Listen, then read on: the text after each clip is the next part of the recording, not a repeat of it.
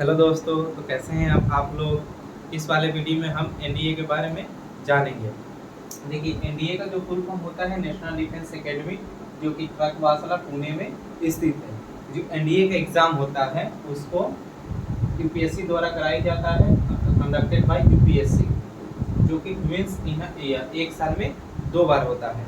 पहला इसका एग्ज़ाम होता है अप्रैल में होता है, और दूसरा एग्ज़ाम होता है जो सितंबर में होता है।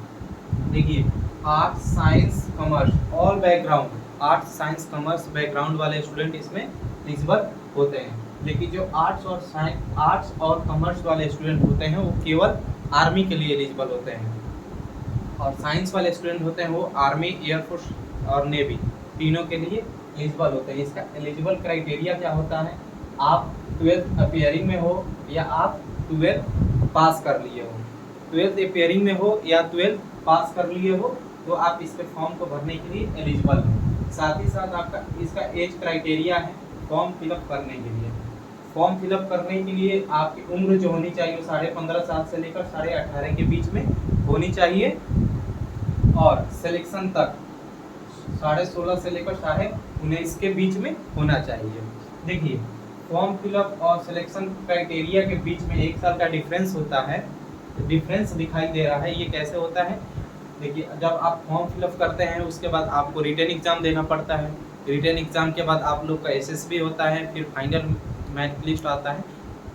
एग्ज़ाम से लेकर फाइनल मेरिट लिस्ट तक 1 साल का प्रोसेस लगता है, जिसके वजह से जो फॉर्म फिलअप का ईयर और सिलेक्शन के ईयर में 1 साल का डिफरेंस आ जाता है। इसके एग्ज़ाम में 2 पेपर होते हैं। एग्ज़ाम में 2 पेपर होते हैं। फर्स्ट पेपर जो होता है वो मैथ का होता है, जो कि कंपलसरी होता है। अगर आप मैथ क्वालिफाई नहीं किए तो आप पेपर क्वालिफाई नहीं कर पाएंगे। मैथ क्वालिफाई करेंगे तभी आपका सेकंड पेपर जांच होगा। अगर मैथ क्वालिफाई में आप फेल हैं तो सेकंड पेपर में आप फुल क्वेश्चन किए हो फिर भी उसका कोई मतलब नहीं है। सेकेंड पेपर होता है जो कि जीएटी, जिसे जनरल एलिजिबिलिटी टेस्ट कहते हैं। मैथ पेपर में 120 क्वेश्चन होते हैं और प्रत्येक क्वेश्चन जो होते हैं 2.5 मार्क्स के होते हैं, और जीएटी में 150 क्वेश्चन होते हैं, प्रत्येक क्वेश्चन 4 मार्क्स के होते हैं। देखिए, जीएटी का जो होता है, जीएटी में पहला सेक्शन में आपका आता है इंग्लिश के 50 क्वेश्चन होते हैं। फिर दूसरे सेक्शन में आता है साइंस के 50 क्वेश्चन होते हैं, जिसमें से जो फिजिक्स होता है, फिजिक्स का फिक्स रहता है। फिजिक्स जो होता है ये 18 या 20 क्वेश्चन आने ही आने हैं, इससे कम नहीं आने हर पेपर में। अब केमिस्ट्री और बायो मिलाकर, तीनों मिलाकर 50 का रेशियो 50 क्वेश्चन बना देते हैं। सोशल साइंस में आपका आता है हिस्ट्री, जियोग्राफी, पॉलिटिकल साइंस और करेंट अफेयर। इन तीनों चारों को मिलाकर 50 क्वेश्चन आता है, और तीनों का कॉम्बिनेशन से 150 क्वेश्चन बनते हैं। ये एकमात्र ऐसा एग्ज़ाम है 12th के बाद जो कि आपको ऑफिसर बनाता है, वो भी सेना में। नहीं तो आपको ग्रेजुएशन के बाद सीडीएस आता है, आप उसके थ्रू सेना में ऑफिसर बन सकते हैं। देखिए, ये हुआ रिटन एग्ज़ाम। अगर आप रिटन एग्ज़ाम क्वालिफाई कर लेते हैं तो इसके बाद आपका होता है एसएसबी। उसके बारे में थोड़ा सा आपको मैं इंट्रोड्यूस करा दूँ। बाकी जो इसका सिलेबस है, सिलेबस का एक वीडियो में बनाकर इस चैनल पे वीडियो अपलोड कर दूंगा, आप लोग देख लीजिएगा। और उसमें ये भी मैं मेंशन कर दूंगा कि कहाँ से किस पोर्शन से ज़्यादा क्वेश्चन आ रहे हैं। और जो इसका जो ये मैथ जो होता है ना, 11th और 12th का ही होता है, कहीं एक्स्ट्रा से नहीं पूछा जाता है। 11th और 12th की क्लास से पूछा जाता है। सिलेबस का मैं अलग ही सेपरेट वीडियो बनाकर डाल दूंगा, तो आप लोग चिंता मत करिएगा। ये तो एग्ज़ाम तो रिटन एग्ज़ाम का हुआ। अब एसएसबी के बारे में थोड़ा सा बता दिया जाए।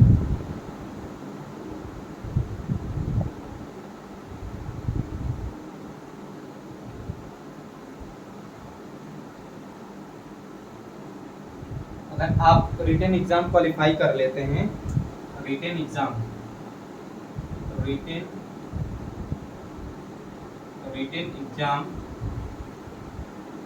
क्वालिफाइड, देन आपका एसएसबी सर्विस सिलेक्शन बोर्ड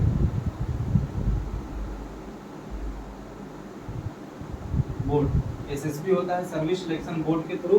ये 5 या 6 दिन का प्रोसेस होता है। देखिए अलग अलग बोर्ड हैं, जो कोई बोर्ड ऐसा होता है जो 5 दिन में आपका एसएसबी करा देता है, कोई बोर्ड होता है जो 6 दिन में करा देता है। ये जो प्रोसेस होता है 5 डेज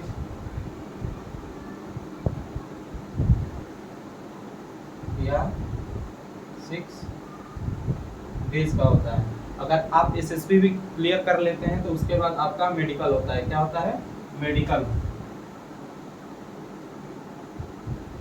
मेडिकल अगर आप क्वालिफाई हो जाते हैं, मेडिकल डन हो जाता है, तो आप जिस भी सेक्शन में, मतलब जिस भी फोर्स का एसएसबी देने जाते हैं, उसके द्वारा, उस एसएसबी के द्वारा आपको कुछ गिफ्ट दिया जाता है और आपको स्टेशन या एयरपोर्ट पे खुद एसएसबी की जीप जो आएंगी, आर्मी हो, एयरफोर्स हो या नेवी वाले, उनकी जीप आपको वहाँ स्टेशन या एयरपोर्ट तक छोड़कर जाती है। ये डन हो जाता है तो 2 या 2 मंथ या 3 मंथ फाइनल मेरिट लिस्ट आता है। फाइनल मेरिट लिस्ट आता है, उसके बाद आपकी ज्वाइनिंग होती है। देखिए ज्वाइनिंग जब आप करते हैं तो थोड़ा सा ओवरव्यू में एकेडमी के बारे में दे दूं कि उसमें क्या होता है।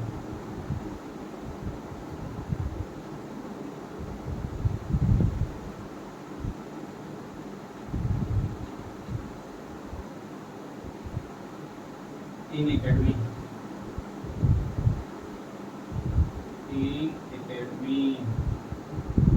देखिए, जब आप एकेडमी में ज्वाइनिंग करते हैं तो अगर आप आर्ट्स के स्टूडेंट हैं तो आपको आर्ट्स के स्टूडेंट हैं तो आपको बीए कराया जाएगा। अगर आप साइंस के स्टूडेंट हैं तो आपको बीएससी कराया जाएगा।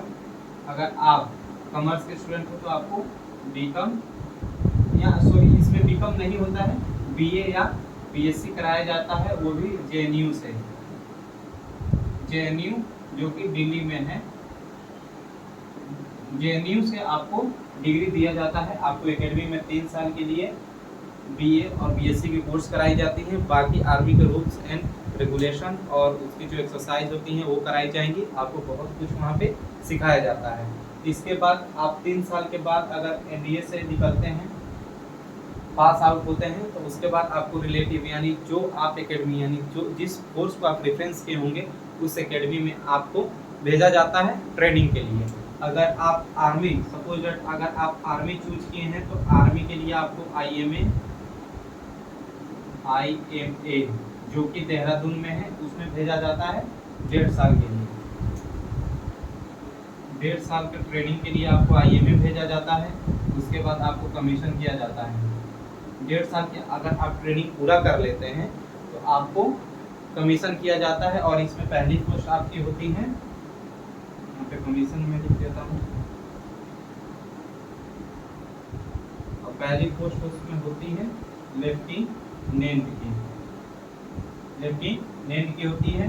और एयरफोर्स आप चूज किए हैं,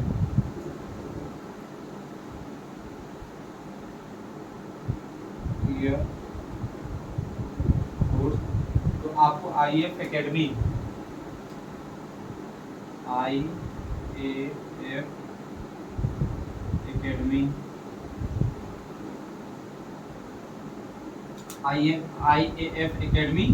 1.5 साल के लिए भी इसमें भेजा जाता है। 1.5 साल के लिए भेजा जाता है और आप ट्रेनिंग पूरा कर लेते हैं।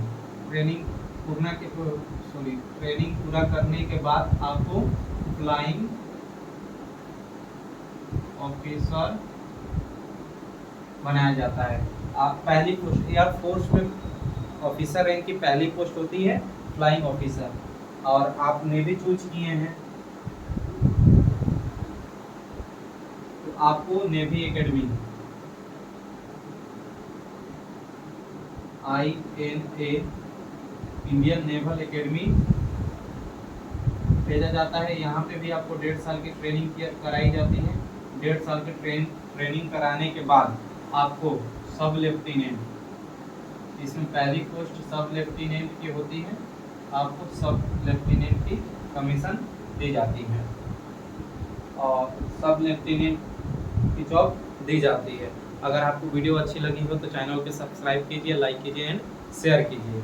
नेक्स्ट वाली वीडियो में हम सेपरेट इसके सिलेबस के बारे में और पेपर के बारे में एक एक कर चर्चा कर लेंगे। और अगर आप हिंदी मीडियम के भी स्टूडेंट हैं तो घबराइएगा मत, सॉरी डरने की कोई ज़रूरत नहीं है, क्योंकि इसमें हिंदी मीडियम और इंग्लिश मीडियम जो पेपर का मूड होता है वो दोनों में होता है। और एसएसबी में लोग कहते हैं, एसएसबी के बारे में भी एक वीडियो बना दी जाएगी। वीडियो अच्छी लगी तो शेयर कीजिए, लाइक कीजिए, सब्सक्राइब कीजिए। धन्यवाद।